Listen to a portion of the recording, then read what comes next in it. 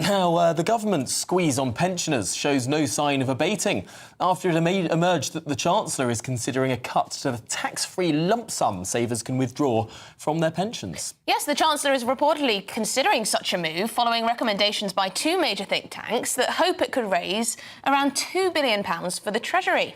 Let's speak to the political correspondent at The Spectator magazine, James Heal, now, because, James, there is so much that is sort of coming to the fore, lots of froth around the budget at the end of this month. Today is the day that the Chancellor has to hand her draft plan to the Office for Budget Responsibility. So she knows what she's going to do. Seems like half the media knows what she's going to do, and yet this is a very, very delayed budget. Many, many weeks where people are frankly quite anxious about what's going to happen to their income, to their pensions. Yeah, absolutely. And I think it's worth noting, of course, that most new governments come in and they set a budget within the first 2 months. This is what Margaret Thatcher did, Tony Blair did, David Cameron in 2010. And yet with Labour, of course, it's been 4 months between that 4th of July election triumph and then the budget, which we're expecting on the 30th of October at the end of this month. And I think the people thing everyone's really concerned about is about personal finance and where is the axe going to fall. It seems, according to initial reports we've seen this week, that a lot of the schemes that Labour was planning to do for revenue raisers, things such as non-doms, looking at the VAT on private school fees, they're not going to raise as much as previously thought. And therefore, it's no surprise now that we see attention focusing on pensions instead, which obviously much more difficult to kind of take the money out of in that respect. And so there's now reports in the Telegraph suggesting that £2 billion could be raised by this move, and actually that the number of money could be saved by down to £100,000. So I think a really interesting kind of story here. Whether it will get denied or not, it remains to be seen. But I think there'll be a lot of concern. I think pensioners are the ones who are looking at this after the winter fuel allowance and saying, hang on a sec, are we going to be targeted in this autumn budget? Yeah, and we've been told that the Chancellor is going to be very sensible when it comes to spending and the management of the economy, but she seems to want to change the rules, and as Tom says, we'll find out in a little bit about what those rules might look like. But she previously said, and this is something that Rishi Sunak pointed out in the PMQs, didn't she? She said that changing the debt target would be fiddling the figures. Now she seems to be doing exactly that. She clearly thinks that borrowing billions is absolutely fine if it's for investment. But might the markets have a different idea? Well, yes, certainly. And I think it's important to look at the gilt yields. And obviously, the UK has been issuing gilts at an unprecedented rate recently. And given the way in which sort of the American gilt was moving against ours, there's a real concern now, I think, about borrowing costs and what that money will be. Britain is going to have to borrow at a premium. We've unfortunately been borrowing far too much for far too long. And obviously, we have this pre-briefing about fiscal rules. I suspect it's a sort of little bit of rolling the pitch to see what they can kind of get away with as of the 30th of October. One other point to make, of course, is when we're talking about pensions and everything like that, is normally you'd have everything come at once and it would take a few days for a kind of budget to be dissected and analysed and for things to unwind. The danger for Labour is that they've allowed the narrative to get away from themselves, partly because they've had so long before the budget. So now we've had a lot of talk about fiscal rules being loosened, etc. And I think the market's very jumpy about that. Yeah, and we've already started to see it. As you rightly say, gilt yields are rising. I mean, the cost of borrowing is going up. At some point, the cost of servicing the debt will outweigh any benefit from that borrowing. I'm not sure at what point we'll reach that, but it is a genuine political concern. And it's such a difference in tone from the Chancellor and all of the leaking and the briefing that's going on now about this. Apparently, she told the Cabinet yesterday she was going to change the rules. And yet it's precisely the opposite of what she was saying before the election. Yeah, and I think that within Labour, there's a sense perhaps of making too many hostages to fortune. They obviously said what they had to kind of get through that election.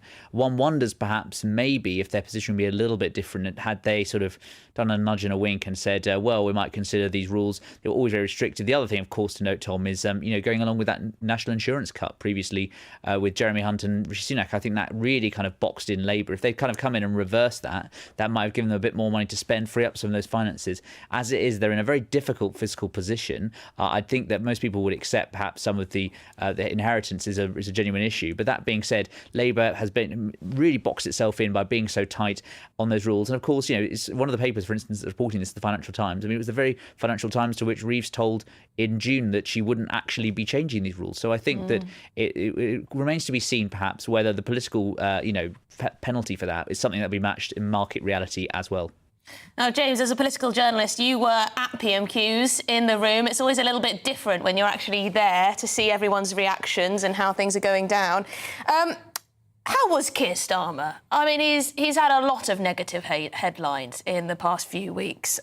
Huge amount of pressure on him. How was he? Did you sense any nervousness? No, I thought he was fairly robust, actually. I think he was actually trying to draw a line under what's recently happened. I think that what he's got this new line about is investment with Labour versus decline with the Tories. It's a sort of Gordon Brown line when he used to talk about our investments versus their cuts. And so what we see now is Keir Starmer trying to move to a more positive direction after the negativity and actually start to talk about some of the good work that Labour's going to be doing in office, spending a lot more on green plans in order to invest in the future. And I think that what we're going to see much more of is a sense perhaps of turning the corner, moving on from the Sue Gray era. And of course, Rishi Sunak was able to very much make a mockery of that by saying that, after the rehiring of Morgan McSweeney, what if first attracted the Prime Minister to fire and rehire? Moving on from the Sue Gray era, all 96 days of it. James Heal, thank you so much for joining us here on Good Afternoon Britain. Appreciate your time. Yeah, I think Rishi Sunak probably could have made a bit more of that. There are a couple of little funny quips, but not a lot. But also, a fire and rehire, I mean, who's he rehired? He's just fired someone. Morgan. Well, not rehired in the same... No, well, rehired in a different role. Yeah, it's not quite the same, is it? It doesn't quite work. It doesn't quite work. Oh, it doesn't even work. And this is why he lost the election. This is why he lost the election. Can't get his quips quite right. Anyway, should we get the thoughts now of former Conservative MP Anna Firth? Anna, thank you very much indeed for joining us. There is a perception among many people who are of pension age that there's a bit of a war against them at the moment. Oh, absolutely. I think that this latest suggestion is completely outrageous. You know, coming on the back of stripping pensioners of their winter fuel allowance, it's absolutely clear that this government is hell-bent on penalising pensioners and now penalising savers as well. And as I've written and spoken constantly, this is either vindictive or incompetent or both. I suspect it's both. It is astonishing to see how many marginal constituencies this will actually affect. Places with the highest number of pensioners and particularly things like the winter fuel allowance and now this pension withdrawal limit. I mean, is this just really bad politics? The seat you represented up until this summer has a very high number of pensioners, for example. This isn't just bad politics. This is completely and utterly immoral because pensioners, and I represented Southend West, and now Southend West and Lee, which has nearly 20,000 pensioners. It's one of the highest populations, particularly the over 80s, in the country. These are people who have worked hard all their lives, who are not on huge incomes, but most importantly, have no ability now in their 70s and 80s to actually change things, to actually make different decisions, different savings decisions, and to earn money. So to be attacking our pensioners, in my opinion, is completely immoral. It's also incompetent.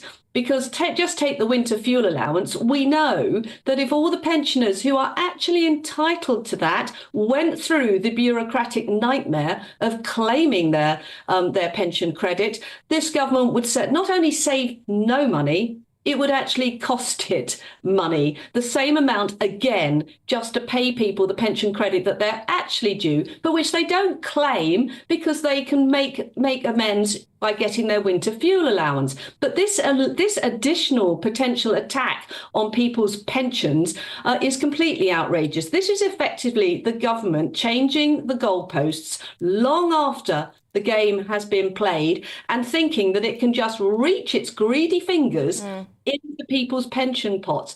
It's also completely incompetent because obviously if they reduce the cap, people will simply not take out the maximum amount of 300,000 at the moment. So where Rachel Reeves actually thinks she's going to get this additional £2 billion from, I've no idea. We all know what this is about. I mean, Anna, it is fair to say that the Conservatives did leave a tricky picture when it came to the public finances. Is there anything that you think the Labour government are doing right?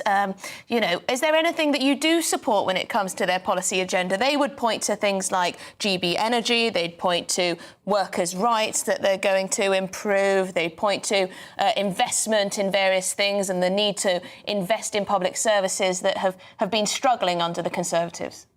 Well, I'm sorry, I would take issue with the premise of your question, because actually the Conservatives left this Labour government with a very decent inheritance, with an economy that is growing at the fastest rate in the G7. The 22 billion black hole that they have made up, let's not forget, is a black hole that neither the Treasury or the independent body for budgetary forecasting, the IBR, has actually been able to identify. What this is actually about is the Labour government scrabbling around to find the £10 billion that they've actually paid out in inflation-busting pay rises to train drivers and to doctors. So no, I'm sorry, I don't accept that they have inherited a tricky financial situation. Yes, of course. In fact, inflation, remember, was down to target levels when they took over the reins of government. So no, I don't accept that they're making the right decisions. And at the moment, I think we're seeing the most incompetent Labour government that, well, certainly in my lifetime. Well, Anna Firth, former Conservative MP, really appreciate your time and your thoughts. Thanks for joining us. Thank you very much indeed. I think they've certainly got some PR to do when it comes to people at pension age, that's for sure. Yeah, and if there's one group of people in this country who are guaranteed to vote, who are a politically powerful constituency, it's the grey vote.